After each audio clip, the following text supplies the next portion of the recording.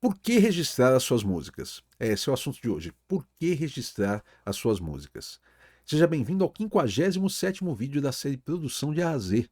Ó, faltam só mais 3 vídeos para a gente fechar essa série aqui, são 60 vídeos ao todo, tá? A ideia aqui é falar sobre vários aspectos dentro da produção musical, para quem sabe dar um clique na sua cabeça e dizer mesmo, tinha essa parte que eu não tinha pensado.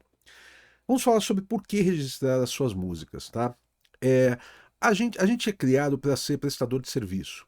Digo a gente que não é herdeiro, tá? A gente que não nasceu em berço de ouro, a gente é criado para ser um prestador de serviço. Ou seja, a gente está acostumado a prestar um serviço e receber por esse serviço.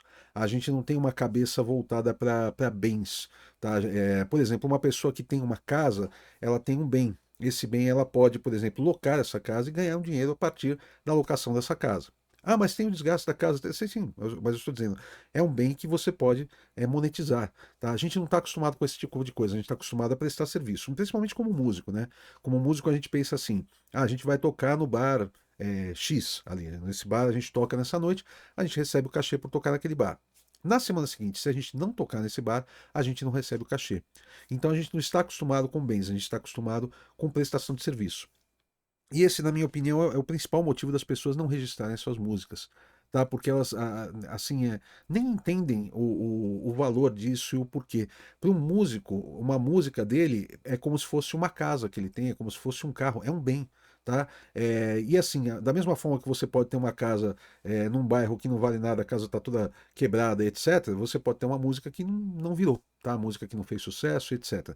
Mas essa mesma casa, essa mesma música, por algum motivo, se ela pode estar num bairro melhor, ela pode estar novinha, etc. Ela dá muito dinheiro.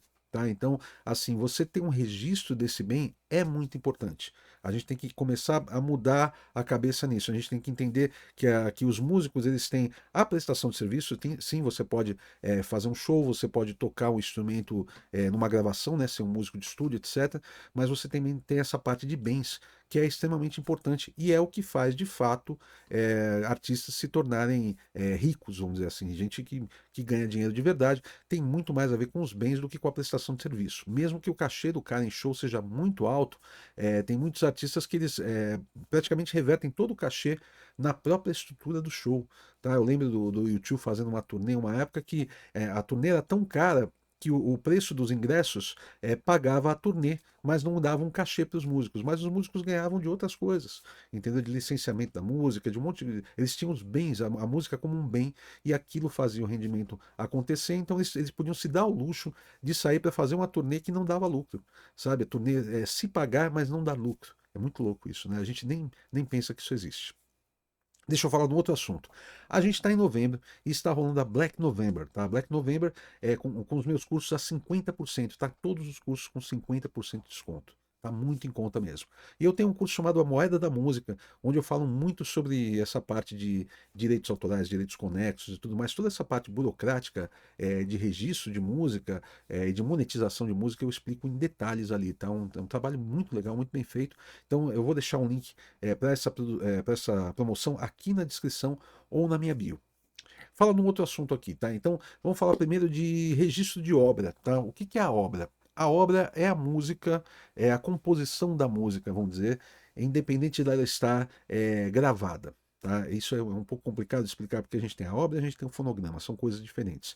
Então, por exemplo, você pensar. O próprio Roberto Carlos ele gravou Jesus Cristo algumas vezes. Então, porque ele gravou a versão original, que eu acho que é anos 70 ou anos 80, não me lembro, mas daí depois ele gravou num ao vivo, daí ele fez um acústico e tal, e tem a mesma música em diversas situações. Então você tem a obra, que é a música Jesus Cristo, que é de Roberto Carlos e Erasmo Carlos, e você tem os fonogramas dessa obra, as várias gravações.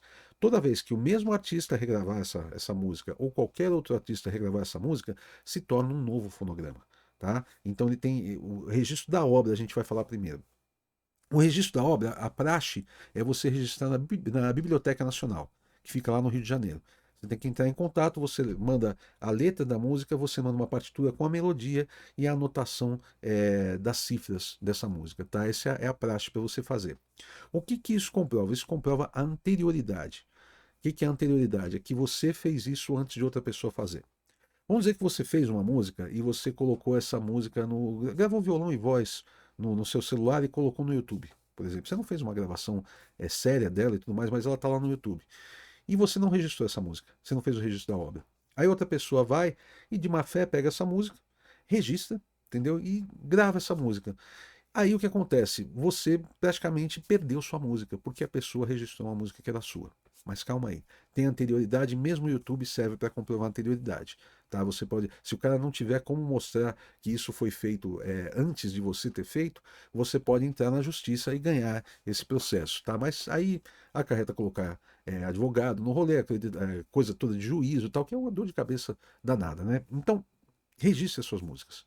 Tá? Esse é o primeiro ponto. Se você tem um bem, tá? Você compôs uma música e essa música ela pode ser monetizada, cara, se você não registra, é certeza absoluta de que você não vai ganhar dinheiro com ela. Se você registra, você corre o risco de ganhar dinheiro. Tá? Não é uma garantia, porque isso tudo depende do sucesso da música, de um monte de outras coisas. Tá? Mas você ter o registro é o princípio para a coisa toda. Tá? Então, registrar a obra é uma coisa importantíssima. Tá? Como eu falei, tem essa coisa da Biblioteca Nacional. Eu tenho esse curso mais completo a respeito, mas se você entrar no YouTube ou no Google e você procurar registro de música, você vai ver formas de fazer isso, sabe, sem muito problema. Mas é uma coisa muito importante. Fez uma música, registra. Já teve casos de pessoas que compuseram música em lives e quando o cara compôs, quando ele foi, sei lá, no dia seguinte registrar, a música já estava registrada, porque alguém pegou essa live dele, pegou a música e registrou. Entendeu? Assim, é ser muito, né? Enfim, mas existe esse tipo de coisa. Falando outro assunto aqui. Se você está montando o seu home studio, você já tem o seu home studio, eu tenho um guia que foi feito para você. É o Guia do Equipamento para Home Studio. Ele é gratuito, tá? São 10 vídeos que totalizam uma hora, bem objetivos a respeito de tudo que você precisa saber para começar o seu home studio com o pé direito, tá? Então você vai saber sobre tipos de computadores, tipos de interfaces, de microfones, de fones de ouvido, de monitores, de softwares, etc. Tá? Tem bastante informação muito legal e, como eu falei, ele é gratuito. Eu vou deixar um link aqui na descrição do vídeo ou na minha bio. Vamos falar agora sobre a questão do fonograma. O fonograma, como eu expliquei antes, é o registro daquela gravação em particular daquela música. Então, mesmo que seja o mesmo artista, mas ele fez mais uma gravação, vamos dizer que ele gravou ela uma versão de estúdio e depois gravou uma versão ao vivo. Às vezes na versão ao vivo tem músicos diferentes tocando do que na versão de estúdio, então é uma coisa totalmente diferente. Às vezes a versão ao vivo ela é estendida, você duplica o refrão final para as pessoas cantarem e tudo mais, então é uma nova visão daquela música, tá? Então você tem que registrar um novo fonograma.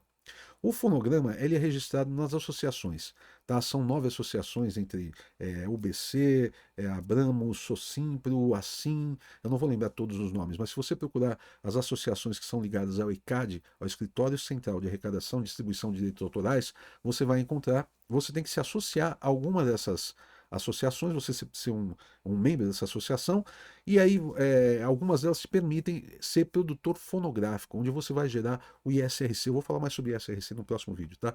O ISRC que é como se fosse um CPF daquela gravação daquela música. Tá? O que isso te garante? Isso garante que quando essa música, garante não, mas isso ajuda com que essa música, quando tocar em alguma situação, venha o dinheiro para as pessoas certas. Então os autores estão lá, os músicos acompanhantes estão lá, o produtor fonográfico, que no caso é a gravadora, vai estar lá, todo esse registro está dentro desse númerozinho, desse CPF da música do ISRC, e isso vai fazer com que os direitos vão para as pessoas certas. Eu ganhei bastante dinheiro, ainda ganho de vez em quando, como cantor, tá? Porque eu fazia coro em muita coisa, muita música do CPM 22 que eu cantei, do Ruge, que eu fiz arranjo vocal e tudo mais, que eu recebo o direito conexo. Tá? Que eu também vou explicar melhor no próximo vídeo, tá? Mas você tem que ter esse registro bem feitinho, com todos os nomes certinhos, todo mundo que está envolvido bem colocado, para você ter esse retorno, tá? Então, hoje eu falei de duas coisas: o registro da obra, tá? Que é essa coisa de você registrar a composição da música, e falei do registro do fonograma, que é você registrar aquela gravação em particular daquela música, tá? É um assunto extenso, mas ele é ele é menos complexo do que parece. É esse o ponto. Quando a gente que é músico, a gente é muito intuitivo no geral. Claro, existem músicos que são mais técnicos, mas no geral a gente é mais intuitivo e a gente tem uma certa trava com essa parte de coisa legal, né, de direito e tudo mais. A gente fica meio, isso aí, né, isso é complicado demais." Não é tão complicado. nesse curso no Moeda da Música, eu passei de uma forma bem mais objetiva. Eu tive consultoria da Mayara Ferraz, que é uma advogada que é especialista em direitos autorais, e quando a gente conversava, às vezes ela começava a falar coisas muito complicadas, porque ela é advogada, eu não sou, né? E eu falava, não, peraí, Mayara, me explica melhor, como é que é? É isso, aquilo e tal. Então eu tentei meio traduzir o advoguês para o musiquês, entendeu? Para a gente poder conversar. Mas é uma coisa menos complicada do que parece. É uma coisa que ela pode ir mudando com o tempo, porque as leis elas podem ir mudando com o tempo, tá? Elas vão, você tem que se informar sempre que você estiver fazendo uma coisa novamente, porque pode ter mudado alguma coisa na lei, mas assim, é mais simples do que parece, tá? E vale muito a pena você registrar as suas músicas, você está mantendo os seus bens, tá? E esses bens, eles ficam para o seu espólio, tá? Eles ficam para os seus filhos, para os seus netos, etc. Tá? Tem todo um, não é uma coisa só para você, é como ter uma casa, de fato, tá? Você tem uma casa, você morre, fica para os seus filhos. Entendeu? Então, uma coisa muito importante. E a gente nunca sabe. Às vezes você compõe uma música hoje meio sem muita preocupação, e de repente essa música cai na mão de um artista grande, esse artista resolve gravar, ou mesmo de um artista pequeno, esse artista se torna grande com aquela música, e aí de repente você tem a sua casinha ali garantida. Tá? Então registre as suas músicas, faz muita diferença. Fala só de um outro assunto aqui para fechar. Se você não é inscrito no canal, se inscreva. Tá? Eu fico surpreso todas as vezes que eu vejo as estatísticas desses vídeos e vejo que mais de 50% das pessoas que assistem os vídeos não são inscritas no canal. Isso me ajuda bastante. Tá? Só de eu falar esse textinho aqui nos vídeos nos últimos tempos, eu já cheguei a 75 mil pessoas nesse canal aqui, que não tinha. Tá? Eu estava em 70 mil parado faz tempo. Aí eu comecei a falar disso, já veio mais 5 mil pessoas. Tá? Então se inscreva, faz a diferença para mim, me ajuda a chegar em mais gente. Tá? E indique para amigos seus que gostam de produção musical, tá bom? A gente se vê na próxima segunda-feira com mais algum assunto. Eu acho que a gente vai falar sobre ISRC, direitos conexos, ISWC, uma porrada de coisa assim, tá bom? Valeu!